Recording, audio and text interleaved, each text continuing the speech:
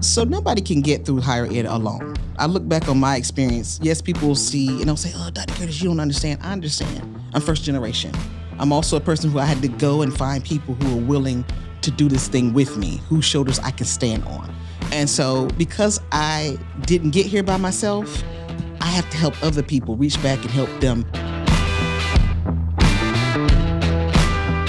Welcome to the Governor's Institute podcast for military service members, veterans, and their families. This podcast is designed to help connect those who served and their families with the services and benefits they've earned. Listen to thoughtful conversations that offer insights and everyday tools to get the most out of your service, wherever you are in your career.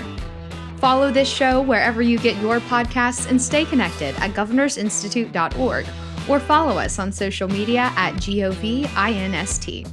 Now let's get to the show.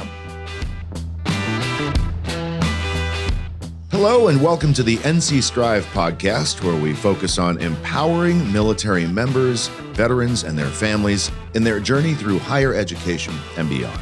NC Strive is a diverse consortium composed of 2-year and 4-year public and private schools and federal and state agencies, teachers, administrators, staff, advocates. Since 2015, we've been working to increase awareness and knowledge about the unique challenges that veterans and their families face as they transition from military life into an academic setting. That is the goal of this podcast series. With veterans as our focus, we'll cover a spread of topics ranging from student life to resources on campus, academic accommodations, mental health, budgeting, financial management, and so forth, all with the goal of getting actionable intelligence out there for both military students and for the people whose job it is to shepherd them through their educational journey. I'm your host, John Camp. In this episode, we'll be talking about talking to military students, talking to them, listening to them, hearing them, making sure that they're hearing all the things that they need to get the most out of their educational endeavors.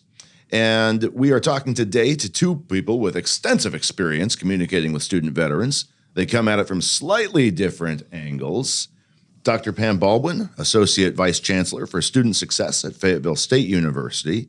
You come at this with a couple of different hats, one of them being enrollment manager as well. That's correct. And then Dr. Cheryl Harris-Curtis at Johnson C. Smith University, Director of Veterans and Military Affairs. Right. Well, welcome to you both. Thank you. Dr. Baldwin, let's start with you. You're really seeing this at a 30,000-foot level. Student engagement, veteran engagement. To set the table, you're basically in charge of veteran services at Fayetteville State. Is that right? That's correct. Under my umbrella, there is enrollment management, which lives the VA Resource Center, our certifying officials that allow students to go through the process of certifying their VA benefits, as well as the campus on Fort Liberty, that is Fayetteville State's satellite campus for our active duty military and dependents. Well, tell us a bit about yourself. How did you get where you are? Take us through your personal story, because it's pretty relevant to what we're talking about. Sure. So I actually started in K-12, over 20 years in K-12. And my first area was Jacksonville, North Carolina at Camp Lejeune. So I spent 10 years there, from everything from a high school teacher to a principal. And we served, as you can imagine, a lot of military families, Marine Corps specifically. I transitioned through K-12 up to superintendent and decided to go to higher education because I have a military background myself. My family's military, and of course, that's just the core of what we do in serving the families, our military families. It made sense to go to Fayetteville State University and have that under my umbrella under enrollment management and student success. And so since I've been there, we've developed spaces and places and increased our enrollment in military, as well as support services for military. All right, that's very helpful. Thank you so much. Dr. Harris-Curtis, can you do the same for us? Give us the basic spread on how you got where you are over at Johnson C. Smith, and then who you are. So what led me to Johnson C. Smith University? I like to say the game chose me. I didn't choose the game because I am the spouse of a retired combat veteran. And when our family separated from the military, there were certain supports that we needed that we had to go get. And when I thought about our ability to do that, being the resources, the finances, just me being in a position where I could go and do and find, I thought about what about people that are less fortunate than myself or didn't have the supports that we had. So I started doing a lot of advocacy in that space what really started happening at the same time, I got my doctoral degree from Grambling State University, and my doctoral internship that I had to do had to be with adult programming.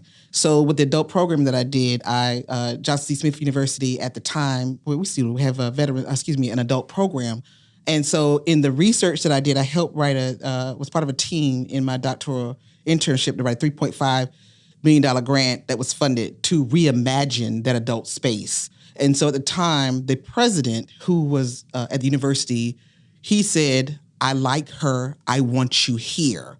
And because of the background in developmental education, curriculum and instruction, and the program evaluation, that's why the title was the job created for me, Director of Educational Enhancement Services as a veterans advocate. But they decided to really enhance. So again, doctoral internship, I was just trying to check that box that Grambling State University said I need to check. And Johnson C. Smith University said, "We want you," and I've been there for 10 years. Well, I can't imagine two better people to have for today's conversation. Thank you both. Let's start by talking about or addressing just a basic top-level question. Effective communication is our subject matter. What's that look like in each of your jobs? Dr. Baldwin, what does it mean to you when I just say the words effective communication? Let's set the stage. Sure. So, I'm an educator at heart, and so communication is really what we do.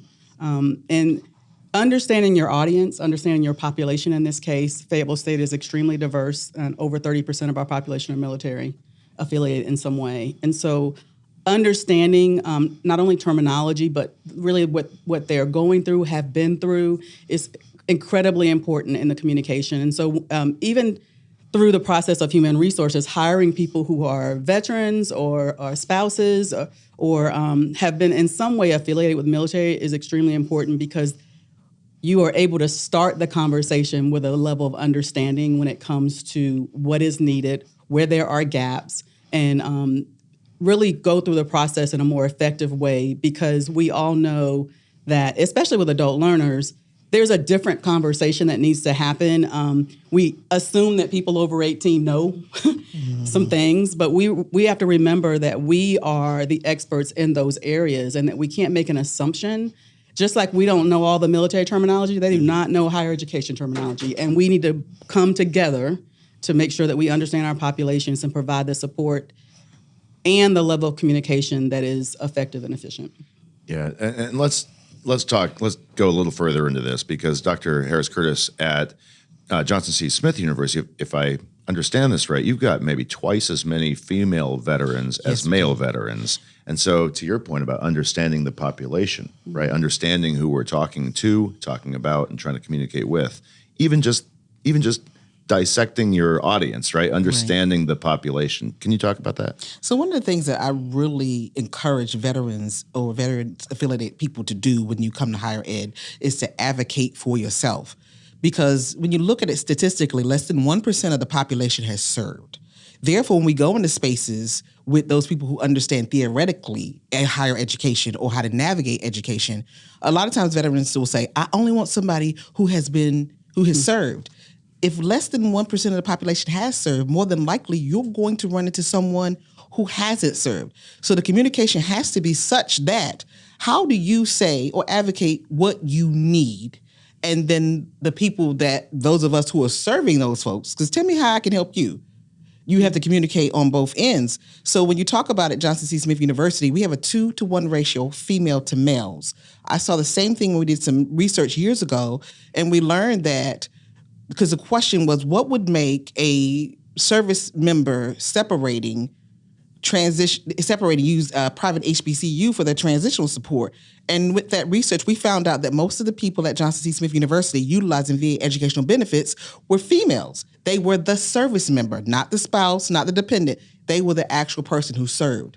So knowing that, what are some things that females, service members, transitioning, what do you need? One of the things that we found out is that they needed childcare. Their benefits will pay for tuition, books, fees, but it won't pay for that childcare that you need so that you can continue to be persistent in your education. So we were able to get funding so that we could help pay for daycare.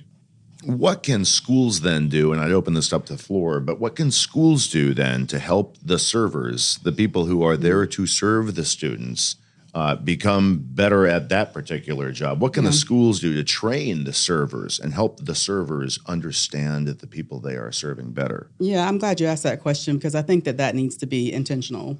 And so you've probably have heard of green zone training. I think it first developed at VCU, if I'm not mistaken.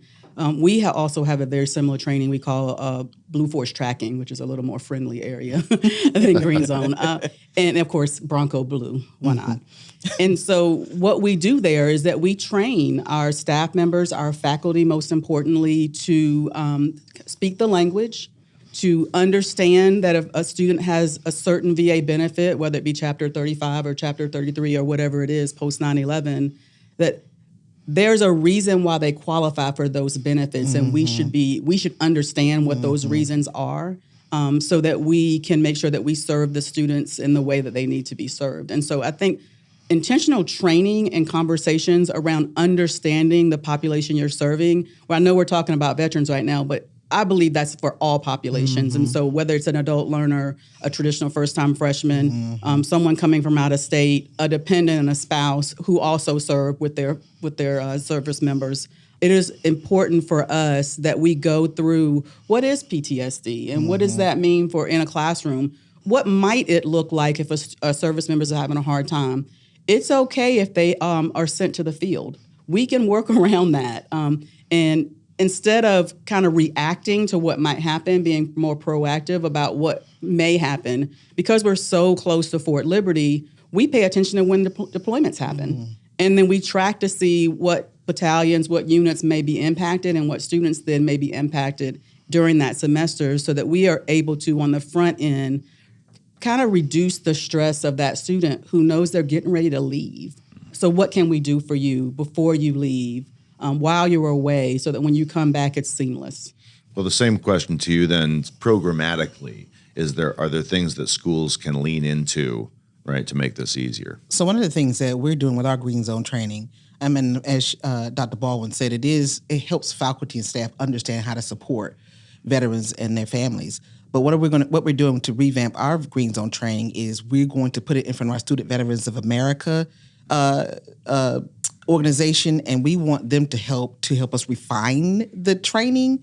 And so when the quarterly trainings of Green Zone happen, we are going to have one of those Student Veterans of America students do the presentation along with a faculty staff member, because that's going to be the reciprocity. Someone who's walked in the shoes, they've been a veteran, they understand, but also they get to say, okay, why do you have that slide there? Why are you doing that thing? That does not help me.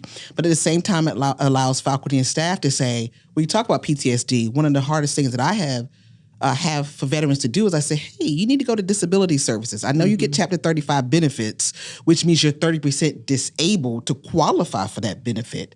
And you have your tuitions and your books and fees and all those things paid. But what about if you need a scribe? If you don't go to disability services and help the institution know what it is that you need, then we can't help you be your best self. And like, for example, with the scribe, it's very confidential. You go in, you have that disability, hard of hearing, you have a scribe. When the scribe goes into the classroom, nobody knows who the scribe is there to write for, and you don't know they're there. And at the end of the week, you get your notes, or maybe you need separate time. So it helps a veteran feel like I fit into this world that's very different based upon the supports that I've advocated, I've communicated, I've said I've needed, and the institution has an opportunity to say, this is what we have, this is what we do, and if we don't have what you need, then that's when we go and get that resource. If I could just piggyback really quickly on something you just said that I think is critically important to understand. We also use our students in the training. They actually help revamp and write the training, and it is the most impactful process. Part of the training is to hear from, we usually have 4 or 5 either current students or former students who present during that time. And when I tell you that the room is silent and that everyone is leaned in and the students talk about their real experience at Fayetteville State University, good, bad, and ugly, it is for all of us to grow. And I cannot tell you, every single time I sit in that training when the students start talking, it is impactful, it is critical. Our faculty and staff ask the most questions. And I just think that, to your point, when you are hearing it from a student that may be currently sitting in your class that Right. semester, you see minds change in the room, and it is so incredibly impactful. And if I can add, I remember when we went through the training and they discussed hard of hearing, and I know when folks come to my office, I would put my head down and I'm talking and and then I learned if some are hard of hearing and I put my head down while I'm writing, they can't read my lips. Right. Yeah.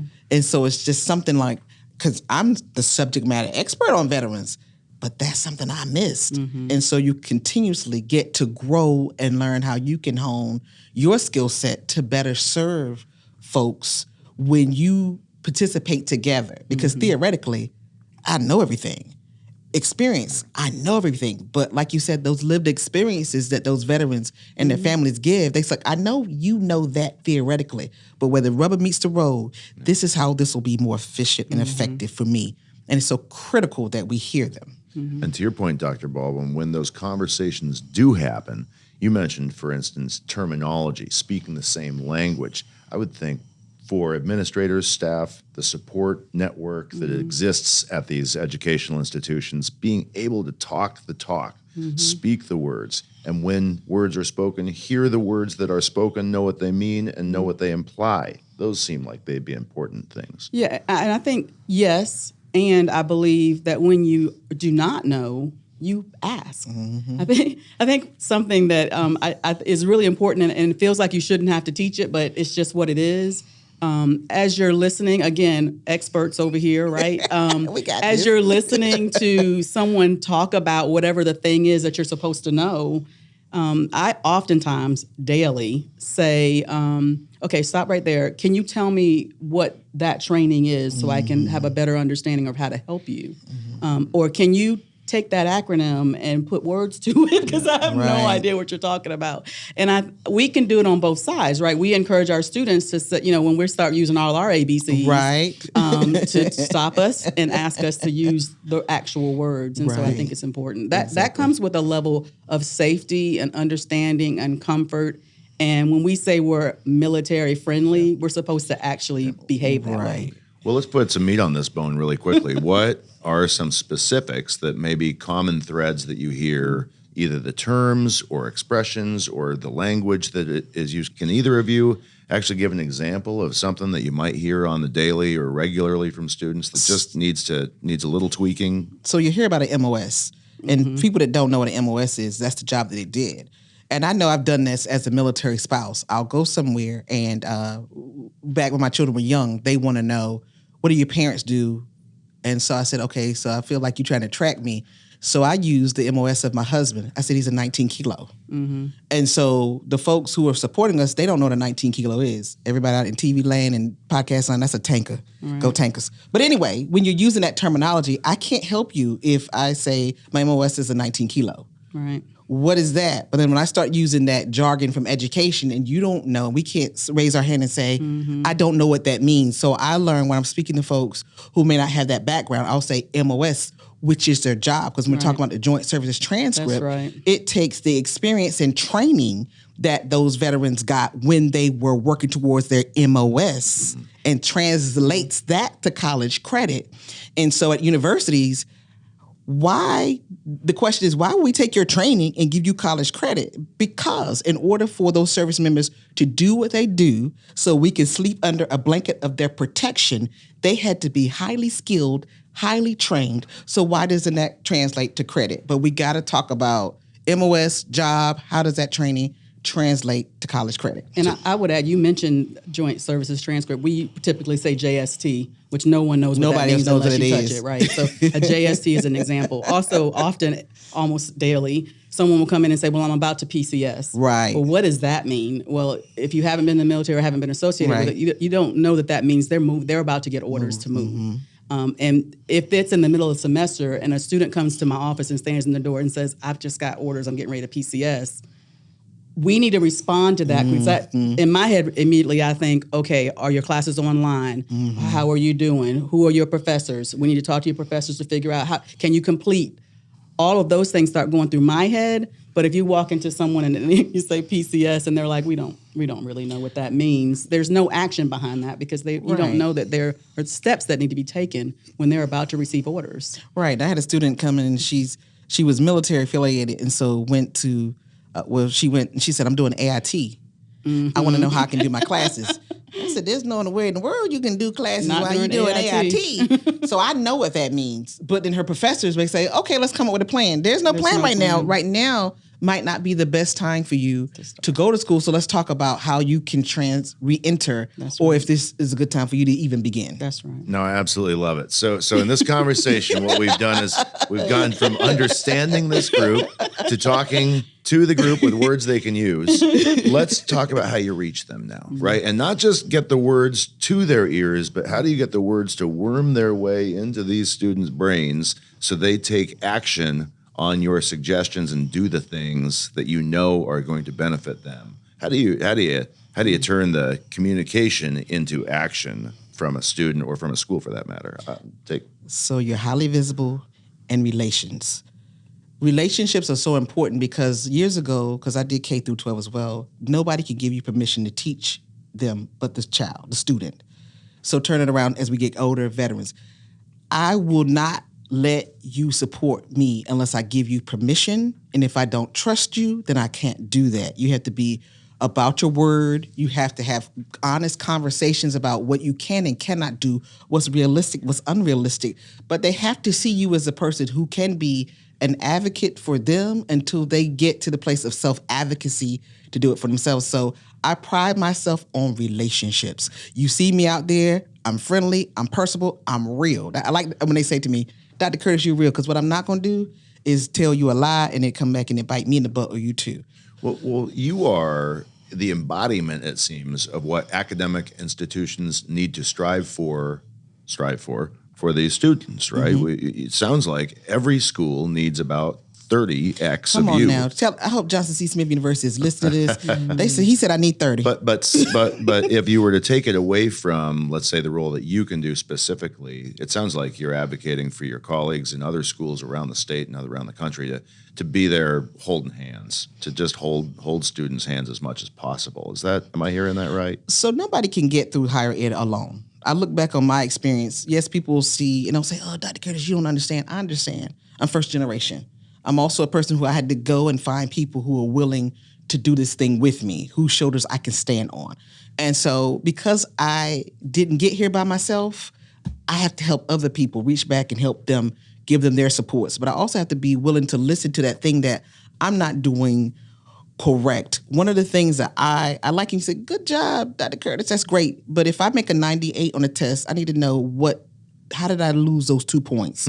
So that I don't lose 10 points the next time, because that thing can snowball. So if I'm doing a great job, let me know what I'm doing great. That's fine. But whatever we can do to do better, because when you come in our building where we have our hub, we have an opportunity for you to do a customer service satisfaction survey. I need the good, I need the bad, I need the ugly. And so we do our SWOT analysis to determine what we should be doing next. It's based on that data that we've collected. Specifically when the students say, this is what we need. You did this, I didn't need that. You do this, I need more of that. And this is where you missed the boat all the way so we can so we can fix it. It sounds like those 360 reviews, or close to anyway, would be critical tools for an honest approach as an academic institution. Do those happen where you are at Fayetteville State? Absolutely, and we have an office. We've established an office of adult learners, transfer, and military students. That's a standalone office that actually is under our division. And those surveys, those conversations, we do a lot of face-to-face as well as virtual forums, because we want to hear the actual words from our students. And so I would say that those surveys are critically important to how we adjust. The reason we now have some very specific designated spaces for adult learners and our military on our campus that are designated just for those students is from a survey. They wanted to have a space where people would kind of be like them. And so our military resource center is designated just for military affiliated students. We have an adult learner lounge and a military lounge, and our library is just for adult learners and military students. We have this office, we abbreviate ATM, Adult Learner Transfer, and Military, just for those populations of students. And that came from a survey in which the students said, we want a space here so that we know that we belong and that we have been recognized as a group that's a little bit different than a traditional student. And if I can jump in, when we talk about theoretically, best practices say having a designated space for this population is best practice. So think about what the surveys do. They talk about practicality. Students have said through the surveys, this is what we want, which aligns with that theory. And so I think that's where we sometimes miss the mark in higher education. We're so theoretical based. It sounds really great in the vignette to do this, that, and the third. But when the rubber meets the road, how does it have an impact on our attrition rates, our retention rates, or just folks' customer satisfaction being at their institution? And so I love it when theory meets practicality or application, because some folks will come in like, this is what theory says. But what about what we need specifically here? And that's why what they do at Fayetteville State may work at Johnson C. Smith University or may not. Our populations are different, though our populations are the same. So that gets into just that idea of listening, recognizing the population, listening to them, hearing what they need, and then addressing those on a specific, case-by-case basis. There is one thing I wanted to talk about, and that is sensitivity to the top-line population need, right? And that is sensitivity to the idea of the military part of military student. And so this might be for educators. Maybe we're going to talk here to staff members, administrators, again, the shepherds, the people who are there to take the hand of. If you could speak to these people and talk about that sensitivity element, whether it's about culture, about language, take it where you will, but let's talk about this, about specifically in communication being sensitive to the population that we're talking about. So one of the things that I will tell any institution, faculty have a more intimate touch with the students because students go to class, faculty teach classes. And so if a student is going to have an issue or concern, if we in our departments train faculty and staff, so they could be the person who triages until that student can get to those of us who are the subject matter experts, that is going to be vital. So when you talk about the sensitivity, that is why green zone training or ongoing trainings or knowing specifically about the individual students so that you can support them as a collective. One of the things we're doing for our opening ceremony, which I'm in charge of, is know your campus. Because my job is not only to support you, but if you come and I'm hearing enough people need this thing, my job is to shake up the campus and find that resource. If it's not on that campus, then I go to the community and get that resource. So again, like with the daycare issue, daycare, when you talk about it, helped one population, the marginalized population of veterans, but our veterans aren't the only ones who we pay for them to have daycare. But we didn't have the support or the resources on campus, so you branch out. So now we go to the U.S. Department of Ed, or we go to private donors and we find them who, this is the thing that population needs to stay in school. And so it is very important that we be sensitive to the needs, but it comes through relationships. I don't know what you like if I don't get to know you. And then if I say, oh, wow, I don't know how to help you with that, but let me hold your hand, maybe figuratively, and take you over here to some people who could do that job a little better than myself. Dr. Baldwin, do you have thoughts on this as far as what institutions can do to encourage students, to encourage rather staff to better hear the students? I mean, I think that you're spot on and just understanding your population. I think creating a safe space for those questions and responding. Again, to your point, faculty are our first line of defense, literally. And so when they may be seeing or hearing something that they may not have either the resources or even the understanding to address, there's a point of contact on our campus, multiple actually, to reach out and ask that question, to email or Teams or call and say, I'm seeing this issue in my classroom. I want to respond to it, but I'm not exactly sure what I'm seeing nor how to respond to it. And that open line of communication and those relationships are built as you continue to respond to when you just don't know. the other thing I think is really important is that it's okay for us not to know, and it's also okay for the veterans to understand that we may not know. And so creating that space where it's okay to have this dialogue back and forth about what's going on, and we don't have the exact resource or the exact answer, but here's what we're going to do. Together, we're going to make those calls. We're going to get on the website. We're going to ask those questions. We're going to reach out to Fort Liberty or wherever we need to reach out to with you, and not to you and not for you, to get to those bottom line answers.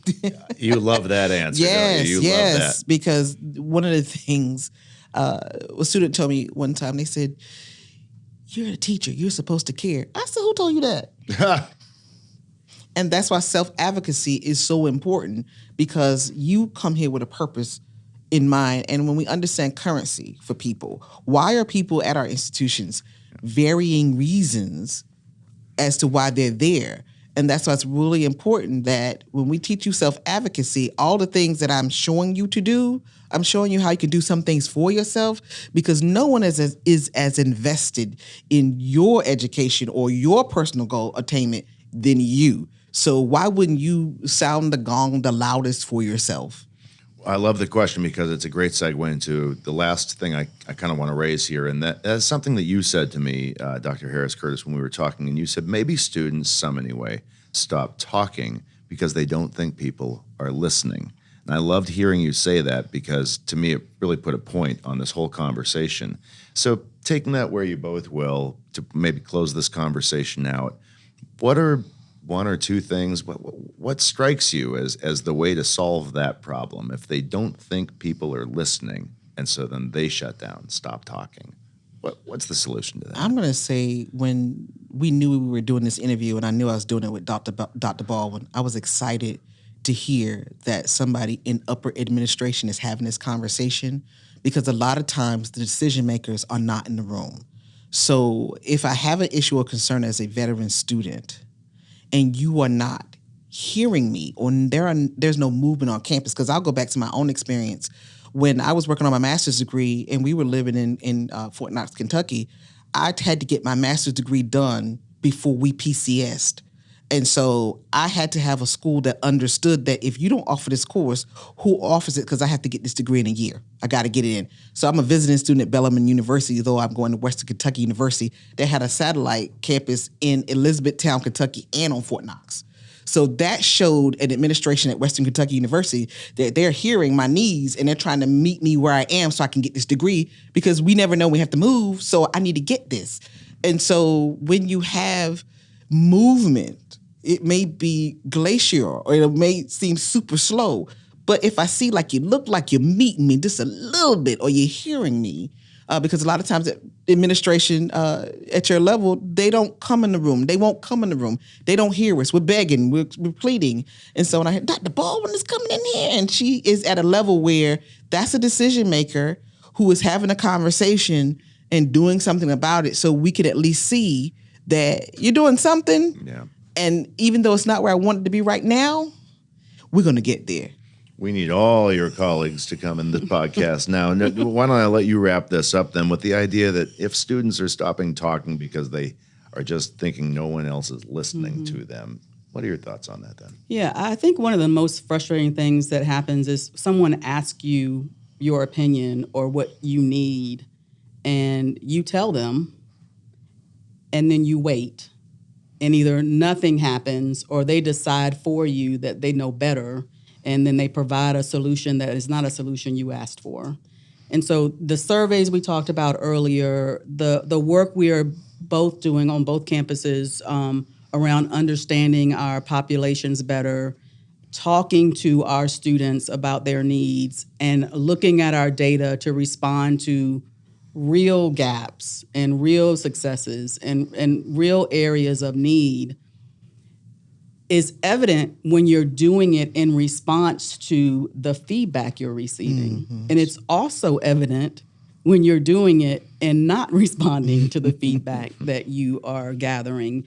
And so I think at all levels in any organization, there needs to be a transparent conversation that includes the stakeholders you are impacting And you need to pay attention to things like unintentional consequences. You need to pay attention to, if we do this, then what happens to that. You also need to pay attention to what is good for one population may be good for a bunch of populations. Why is it not just standard?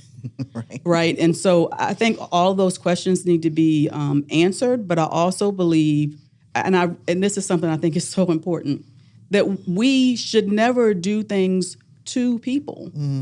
Like, it just doesn't make any sense. I don't know what you need better than you know. And so I shouldn't make the assumption that I do, no matter where I came from or where I sit in the organization. And so to your point, I think that the work that we do is really important. We are in an industry of human beings, and our work is to respond to the needs of those human beings. We are a service industry. We are a support industry. And when we start thinking that we know better than everybody else is where we're going to be in a lot of trouble. I can't imagine a better place to end it. Thank you so much, Dr. Pam Baldwin, Dr. Cheryl Harris-Curtis. Thank you both for being here. Really appreciate you joining us, helping us figure out ways that we can better communicate with this critical population of students. Thank you for being here. And thank you if you are listening or watching this NC Strive podcast. Whether you're a student, an administrator, a family member, a friend, we hope you found it helpful. To learn more about NC Strive, visit strive.ncgwg.org. And if you've enjoyed this podcast, you may like the Governor's Institute's Addiction Medicine podcast. You'll find that wherever you get your pods. Thanks again for joining us on the NC Strive podcast.